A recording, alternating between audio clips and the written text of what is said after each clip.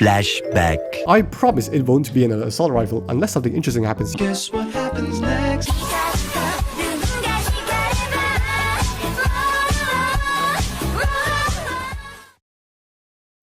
Okay, look, I know I said I wouldn't be covering another assault rifle, but this one was just too good to ignore. So, the Type 25, a weapon that has had quite the history to say the least. During the game's release, it was the best overall weapon, but then it got nerfed a few seasons after. Then in 2021, it was really good again, but then it got nerfed into the ground again. If I had a nickel for every time this gun was meta, only be sent back into the pits of hell, I'd have 2 nickels, which isn't a lot, but it's weird that it happened twice, right? Anyway, the devs have been slowly but surely buffing this weapon for the past few seasons, and with this season's buff, it is now a pretty good case worth defending, which is why I'll be speaking in defense of the Type 25.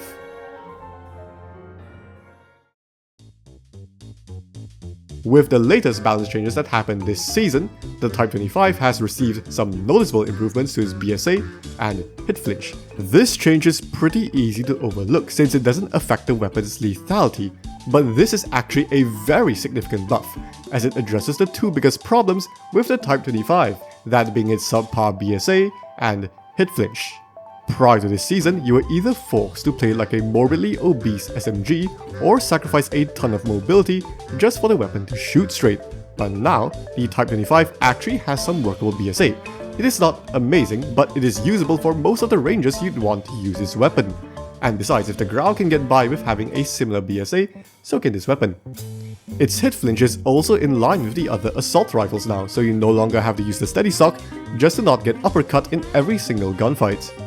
And it is thanks to these buffs here that the Type 25 is capable of making use of its main strength. The main strength in question being the time to kill.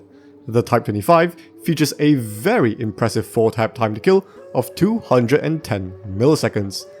Now if this number sounds familiar to you, that's because this is identical to the 3-tap time to kill of the DRH, so that should give you a pretty good idea on how fast it kills. Some of you are probably gonna say, oh, but the range is shorter than the DRH, why would I use it? But Hold your horses!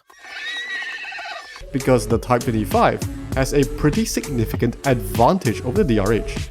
It features a much faster fire rate, being identical to the MX-9. So while its range is shorter, the Type 25 makes up for this by being much more forgiving, since missed shots don't penalize the time to kill as much, which in turn leads to a more realistic time to kill. This strength alone makes the weapon pretty unique, since we don't really have that many flex weapons in the current meta that kill this fast, while having a fast fire rate at the same time. The closest thing we have to that would be the BP-50 with the 30-round mag, but here's why the Type 25 is better in this aspect. What I did here was pretty simple. I took both weapons, played them for a few games of ranked, tallied up to 50 different gunfights with both weapons excluding external factors, and counted the number of shots it took for each kill, not including missed shots. What you'll notice here is that the Type 25 got a much higher 4-tap frequency than the BP-50. This is for two reasons. First of all, the Type 25 has a much longer 4-tap range and better consistency. Now, one of the issues that the BP-50 has is that in order to achieve its 4-tap, you need to land 2 shots to the chest or stomach. This can be pretty problematic, as if you're facing the enemy head-on, their arms would actually block a significant portion of this area, which makes getting that 4-tap quite a bit less consistent.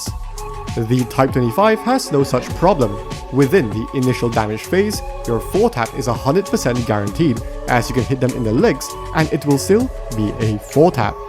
The Type 25 also has lower arm multipliers, which makes getting 4 taps in the second damage phase much more consistent, since you're still rewarded for hitting the arms.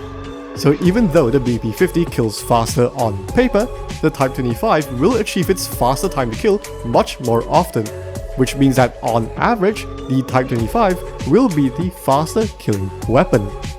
It is also very competitive at longer ranges, having the potential to achieve a time to kill of 280 milliseconds up to 36 meters, and 350 milliseconds anywhere beyond that.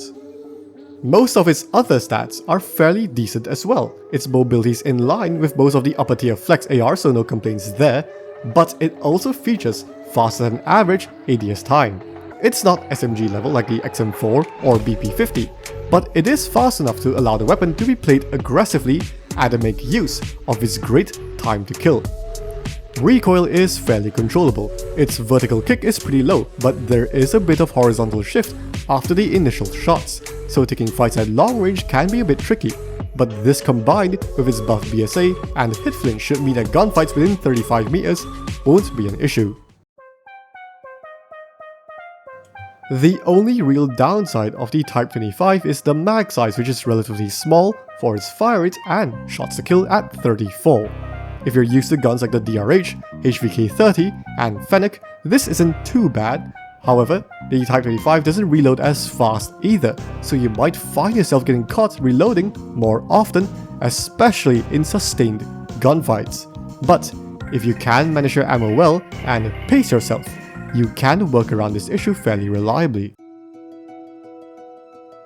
So looking at all of its stats, the Type 25 is easily an upper tier flex AR. It competes very well with guns like the XM4, DRH, HVK-30 and BP50, with the Type 25 occupying the unique role of the fast time to kill, fast firing option. So even though it doesn't have the fastest time to kill, its faster fire rate makes it the more forgiving and reliable option. There are other assault rifles that try to fill this role, such as the M13, FFAR, AS-VAL, and Vargo S, but all of them have some kind of problem that the Type 25 doesn't, which ends up making it the most competitive option. The only reason it is not a god tier option is, as previously mentioned, the mag size and the fact that its recoil is not brain dead enough to compete with the likes of the USS-9. Actually, speaking of which, I have a bit of a conspiracy theory. I think they buffed the Type 25 to be a taste test for the Ram 7, which is the next mythic weapon and will no doubt be a better version of the Type 25. They have done this with the GKS and USS-9 in the past, so it's very likely that they'll do this again. But hey, that's just a theory. A game theory, if you will.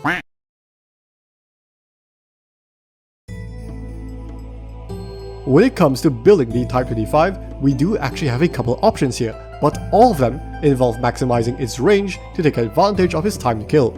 For the standard flex build, which is the one I've been using for the comparisons in this video, start with the stopping power reload.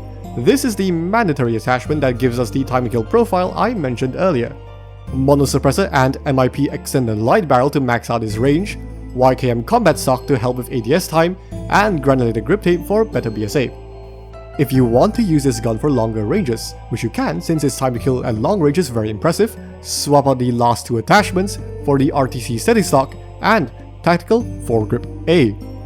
With this build, you get noticeably better recoil, BSA and hit flinch at the cost of some mobility and handling. This build even has the luxury of a free attachment slot since your BSA is that good. You can drop the foregrip for either an optic of preference for better visibility since the base iron sights aren't that good, or sleight of hand for faster reloads. And that is my defense of the Type 25.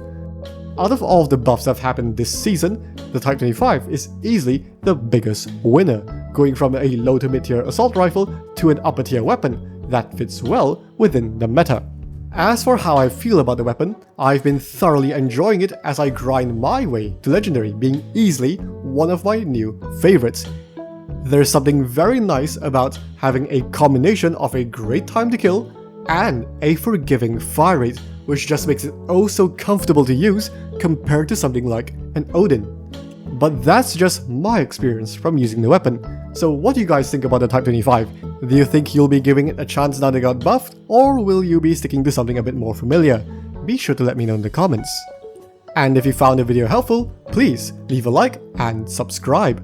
According to YouTube analytics, only 10% of you guys are actually subscribed, so it would be greatly appreciated if you did so. I swear, my next video will be anything but another assault rifle, for real this time.